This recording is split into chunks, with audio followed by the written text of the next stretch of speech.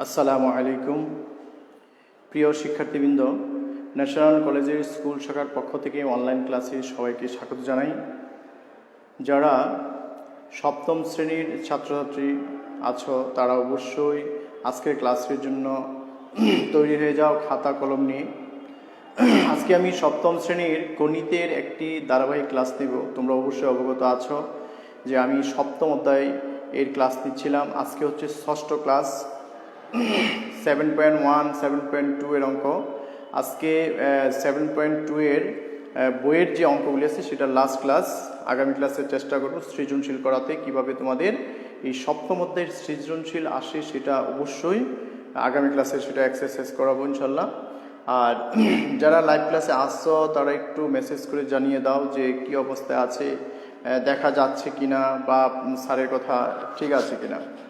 আর তোমরা অবশ্যই লেখাপড়াটা একেবারেই স্লো গতিতে আগেও না, মোটামুটি গতি রেখো, কারণ তোমাদের বইয়ে যা আছে সেটা যেন কমপ্লিট থাকে, পরীক্ষা হোক আর না হোক। যদিও তোমাদের অনলাইন পরীক্ষা হচ্ছে, অ্যাসাইনমেন্ট হচ্ছে, তারপরেও তোমরা বইটা শেষ করবে। যেমন আমি যদি বলি তোমাদেরকে, সব স্টুডেন্টদেরকে আমি যদি একটা হুমায়ুন আহমেদের একটা বিখ্যাত গল্পের বই দেই, তোমরা অবশ্যই ফার্স্ট টু লাস্ট সম্পূর্ণ পড়বে এবং বুঝতে পারবে যে কি ঘটনা ঘটলো। সেটা পড়ার জন্য যেরকম আগ্রহ প্রকাশ করো একটা গল্পের বই, সে একইভাবে তুমি তোমার পাঠ্য বই যে আছে ইংরেজি, বাংলা, অঙ্ক, সমাজ, ধর্ম সব ফার্স্ট টু লাস্ট বইটা একটু পড়বে। পরীক্ষার জন্য একটু বেশি পড়তে হয়, আর নর্মালি পড়ার জন্য বেশি পড়তে হয় না। শুধু জানতে হবে যে কোন অধ্যায়ে কী আছে। যেমন আমরা জানি, যেমন সপ্তম অধ্যায়ের গণিতের এক চলক বিশিষ্ট সমাধান আছে, মানে এক্সের মান কীভাবে বের করা যায় সেই সমাধান করেছি কয়েকটা পদ্ধতির মাধ্যমে। তারপর সেই এক চলক বিশিষ্ট সমীকরণের কিভাবে চলক ধরে প্রদত্ত একটা সমস্যা থাকে সেটা সমাধান কিভাবে করা যায়। আচ্ছা, সেই আলোকে আজকে একটি আমি ক্লাস দেখতেছি তোমাদের। সেটা হলো, আমাদের একজন স্টুডেন্ট আছে, ওয়ালাইকুম আসসালাম ওয়া রাহমাতুল্লাহ, যে তোমাদের বইয়ের আমি গত ক্লাসে করিয়েছি 10 নম্বর, আজকে 11 নম্বর করে একটু দেখাই। দেখো, লেখা আছে পিতা পুত্রের বর্তমান বয়স। অবশ্যই তো জানি যে পুত্রের বয়স কম থাকে, পিতার বয়স বেশি থাকে। এই যে প্রাথমিক জ্ঞানটুকু, সেটাও কিন্তু অনেক সময় ব্রেনে কাজ করে না। সেই জন্য পিতার বয়স পুত্রের বয়সের 6 গুণ বেশি। তার মানে পিতার বর্তমান বয়স যদি 1 হয়, পুত্রের হবে 6 দিয়ে ভাগ।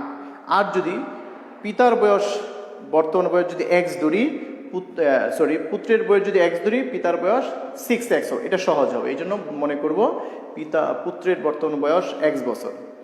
এরপরে এই x এর মান বের করার জন্য আমি প্রথমে এটা আগে দেখি, আবার বলি। পিতার বয়স বর্তমানে পুত্রের বয়সের 6 গুণ। ধরি, প্রত্যেকটা লাইন আগে বুঝতে হবে, বুঝা তারপর করতে হবে। পুত্রের বয়স কম, যেহেতু পুত্রের বয়সটা আগে ধরবো। পুত্রের বর্তমান বয়স লিখতে হবে। পুত্রের বর্তমান বয়স কত? x বছর। এখানে x হচ্ছে চলক, সুতরাং পিতার বর্তমান বয়স কি হবে? বলছে পিতার বয়স 6 গুণ বেশি। তা আমরা তো জানি পিতার বয়স বেশি হয় 6 গুণ। অনেক সময় বলে এটা কি গুণ হবে না ভাগ হবে, সেটা প্রশ্নেই বলা আছে। কিন্তু এই যে x এর মানটা যদি বের করতে চাই, অবশ্যই একটা সমীকরণ গঠন করতে হবে। সেই গঠনের জন্য পরে আবার বলে দিয়েছে 5 বছর পর তাদের বয়সের সমষ্টি হবে 45 বছর। তো 5 বছর পর মানে কি? বর্তমানে যদি আমার বয়স, কারো বয়স 20 বছর হয়, 5 বছর পরে কি যোগ হবে, বেশি হবে, 5 যোগ করতে হবে। তাই 5 বছর পর পুত্রের বয়স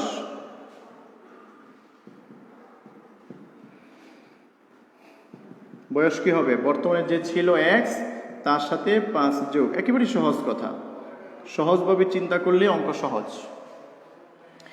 5 বছর পর পিতার বয়স কি হবে? পিতার বর্তমানে আছে 6x, এর সাথে 5 যোগ করতে হবে। কিন্তু প্রশ্নে বলে দিয়েছে এই যে দুইজনের বয়স একত্রে হচ্ছে ৪৫ বছর। তো প্রশ্ন মধ্যে আমরা লিখতে পারি পিতার বয়স যোগ পুত্রের বয়স, এই দুটা যোগ করলে কি হয় ৪৫ বছর। বলা আছে ৫ বছর পর তাদের বয়সের সমষ্টি ৪৫। তাই প্রশ্ন মধ্যে লিখি আমরা এই যে প্রশ্ন মধ্যে একটা সমীকরণ গঠন করছি যে x + 5 পিতার পুত্রের বয়স 6x + 5 পিতার বয়স সমান কত ৪৫। এটা হচ্ছে একটা সমীকরণ, এক চলক বিশিষ্ট সমীকরণ। সুতরাং এখানে আমরা সমাধান করব, সমাধান করে x এর মান পাবো যা বের করতে বলছে। যদি বর্তমানে বলে তো বর্তমানে এখানে মান বসাই দিলে অঙ্কটা কমপ্লিট হয়ে যাবে। দেখো একটা x আর কয়টা 6টা 7টা x 7x 5 5 10 45। তো যেহেতু আমরা x এর মান বের করব তো ধ্রুব সংখ্যাটা 45-এর পাশে নিয়ে গেলাম। যেহেতু x এর মান বের করব 7 আছে গুণ অবস্থায়, ওই পাশে গেলে কি হবে ভাগ হবে। সুতরাং x সমান 5 × 35। তো x কি ধরা হয়েছিল বর্তমানে পুত্রের বয়স x, এখানে বসায় দেব এখানে বসায় দেব। সুতরাং আমি আলাদাই লিখে দিই। সুতরাং পুত্রের বর্তমান বয়স কত, x এর মান যেহেতু 5 আসছে 5 ধরছি 5 বছর। পিতার বর্তমান বয়স কত হবে 5 × 6 বছর 5 × 6 = 30 বছর। আমরা অ্যান্সার লিখতে পারি 5 বছর 30 বছর। এখানে একটু মজার একটা ধাঁধা দিই তোমাদের, যে আমি যদি বলি এখন পুত্রের বর্তমান বয়স যদি 5 বছর হয়, পিতার বর্তমান বয়স যদি 30 বছর হয়, পিতা আনুমানিক কত বছর আগে বিয়ে করেছিল? তোমরা একটু বের করে আমাকে বলবা যে স্যার মনে হয় এত বছর আগে। আমি আবার বলি পুত্রের বর্তমান বয়স 5 বছর, পিতার বর্তমান বয়স 30 বছর, আনুমানিক কত বছর পূর্বে তার বাবা বিয়ে করেছিল, মানে পিতা বিয়ে করেছিল। পিতা কিন্তু বিয়ের পরে হয়, আগে হয় না। সুতরাং তার বাবা বিয়ে করেছিল কত বছর আগে সেটা তোমরা বের করবা, ঠিক আছে? আচ্ছা, সেটা হচ্ছে একটা ধাঁধা। এরপরে চলে যাই আমরা পরের অঙ্ক। দেখো কি দেওয়া আছে। আজকে অনেক স্টুডেন্ট আছে, 2 জন আছে, ভালোই লাগছে।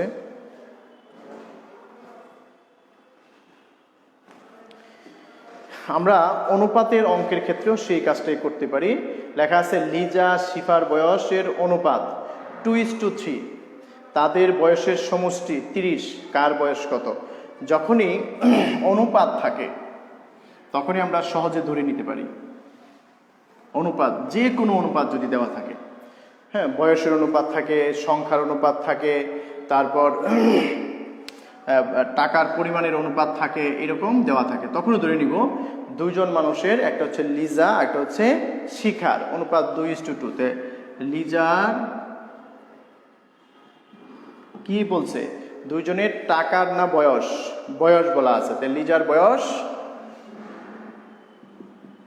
কত 2x ছিল 2:3, এটা হচ্ছে লিজার, এই জন্য x লাগাই দিবা হবে 2x বছর। তারপর শিখার বয়স সহজ, একেবারেই সহজ। 2 জনের বয়স আমি অনুপাত আছে বিধায় ধরে নিছি। এখানে একত্রে বলা আছে, একটু খেয়াল করো, একত্রে বলা আছে 30 বছর। তো এখানে আলাদা আলাদা যদি 2x 3x হয়, দুটা যোগ করলে কি হবে 30। এই জন্য আমরা প্রশ্ন মতে 2x + 3x = 30। খুবই সহজ অঙ্ক। x = 30/5, সুতরাং 5 6 30 6। সুতরাং লিজার বয়স বলছে কার বয়স কত, সুতরাং লিজার বয়স 2 × 6 বা 12 বছর। এই x এর জায়গায় শুধু আমরা 6 বসিয়ে দিচ্ছি। তারপর শিখার বয়স 3 × 6 বা 3 × 6 18 বছর। ঠিক আছে, এই 12 18 যোগ করলে কিন্তু আবার সেই 30 হয়। এই জন্য অ্যান্সারটা একটু সুন্দর করে লিখে দাও, তাতে কি সুন্দর দেখা যাবে। 12 বছর, 18 বছর। একেবারেই সহজ। এরপরে আমরা চলে যাচ্ছি 13 নম্বর অঙ্ক। তোমরা একটু বইটা পড়ো, সাথে সাথে সেই উত্তরটা দেওয়ার চেষ্টা করো।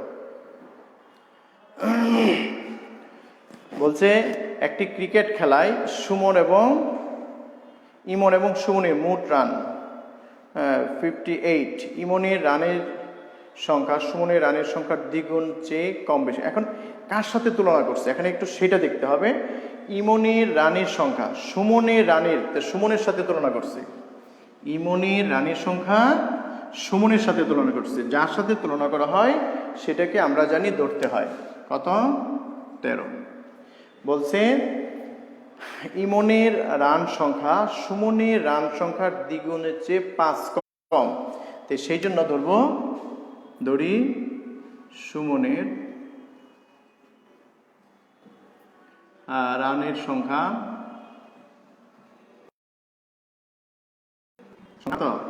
x। সুতরাং ইমনের রানের সংখ্যা কি হবে?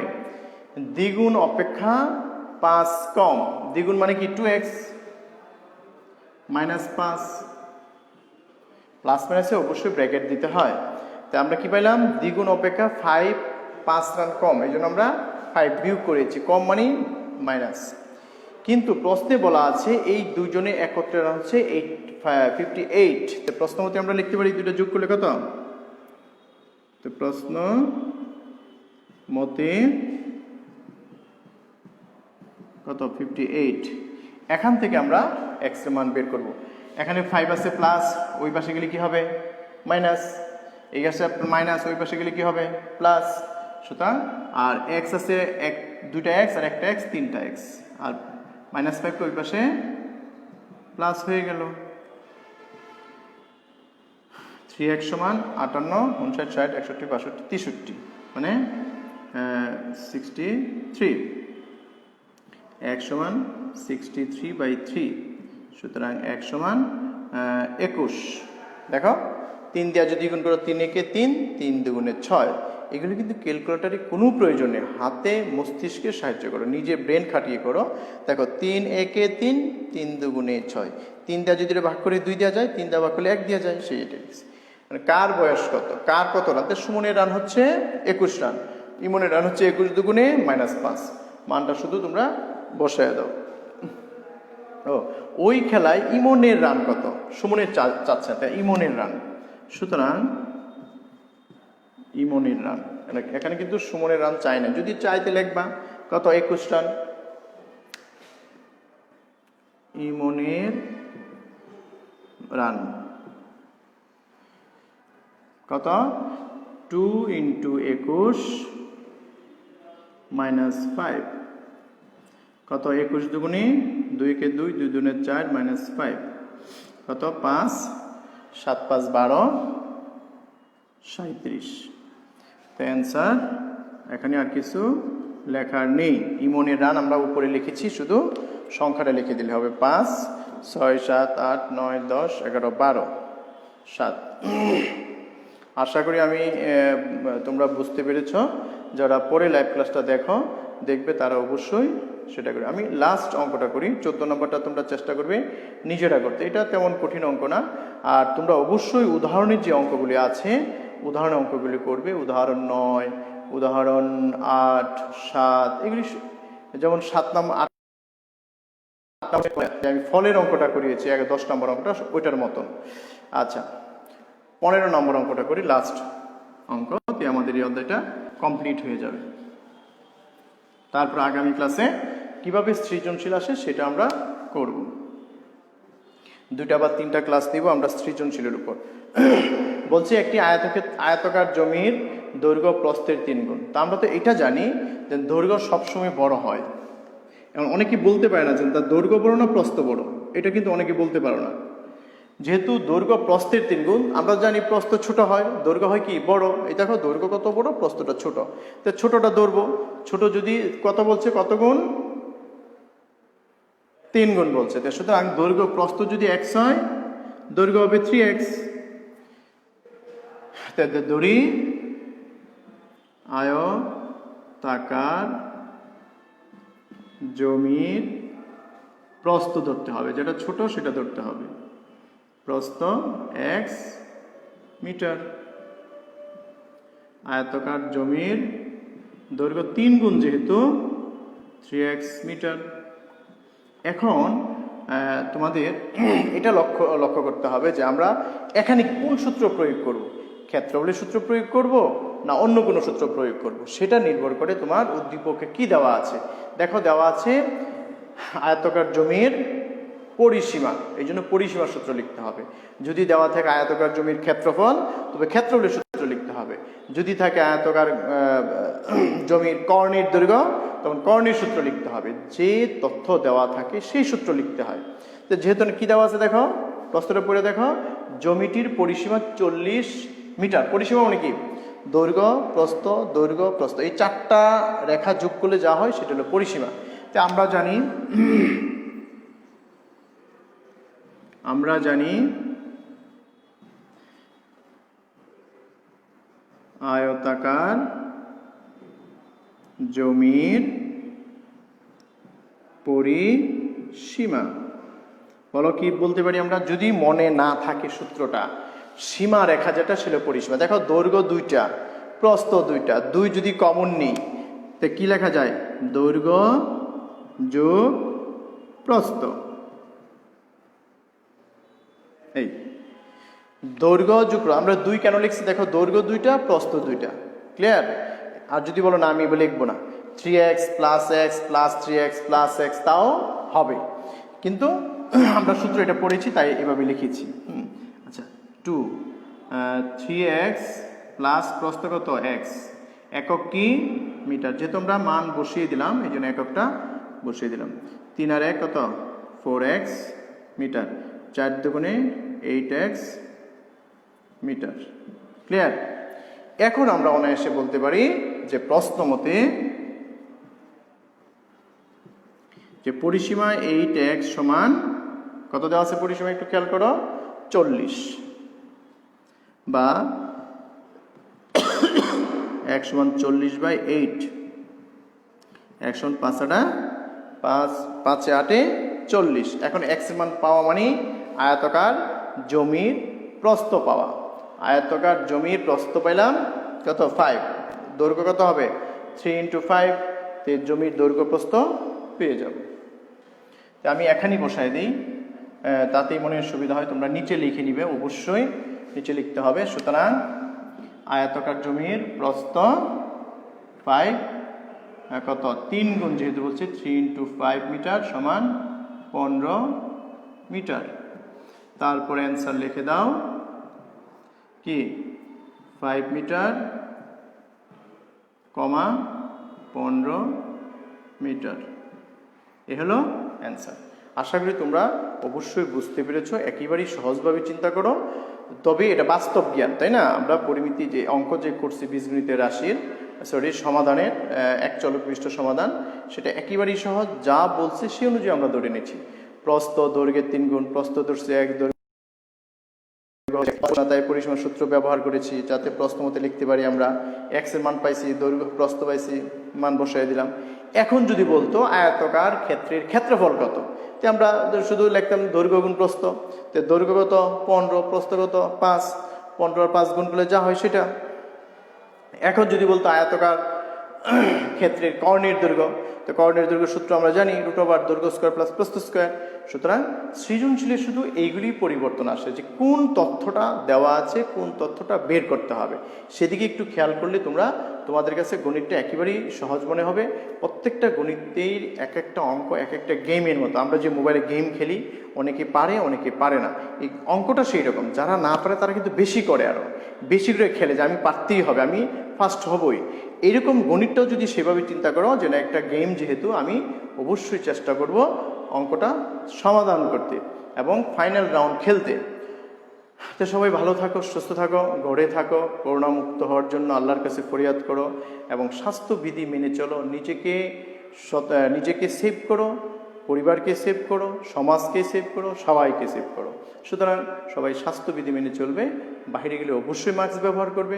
বাসা আসার সাথে সাথে হাত ভালো করে 20 সেকেন্ড সাবান দিয়ে ধৌত করবে, মুখটা ধৌত করবে, তাতেই ভালো। সুস্থ থাকো। খুদা হাফেজ। আসসালামু আলাইকুম।